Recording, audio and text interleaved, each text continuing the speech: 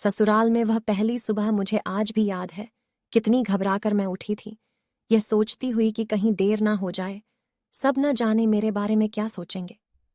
केवल एक रात ही तो नए घर में कटी थी और इतना सब कुछ बदल गया, जैसे आसमान में उड़ती चिड़िया को किसी ने मोती के लालच देकर पिंजरे में कैद कर लिया हो। शुरू के कुछ दिन तो यूं ही गुजर गए।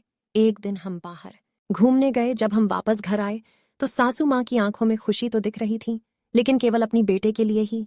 मैंने सोचा कि शायद नया नया रिश्ता है, एक दूसरे को समझने में कुछ वक्त लगेगा, लेकिन समय ने जल्द ही एहसास करा दिया कि मैं यहाँ बहू हूं, इसलिए मैं जैसा चाहूं वैसा नहीं कर पाऊंगी। कुछ कायदा और मर्यादा है जिसका मुझे पालन करना होगा, जैसे कि धीरे धीरे बात करना, धीरे से हंसना, सबके खाने के बाद खाना खाना। यह सब आदतें मुझे अपने आप आ गईं। माँ से भी बात कम होने लगी, जिसकी वजह से मुझे पीहर की याद आने लगी।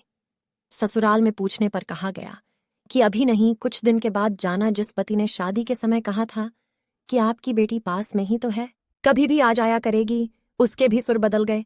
अब मुझे धीरे धीरे यह समझ में आ गया था कि शादी कोई बच्चों का खेल नहीं है। इसमें केवल घर नहीं बदलता, पूरी जिंदगी बदल जाती है। अब मैं कभी भी उठकर अपने पीहर नहीं जा सकती, यहां तक कि पीहर वालों को भी मुझसे मिलने के लिए पूछ कराना पड़ता है। पीहर में जोर जोर का हंसना, कभी भी कहीं भी चला जाना, रसोई में से कुछ भी उठाकर खा लेना, अपनी मर्जी का करना, यह सब यादें बनकर रह गईं।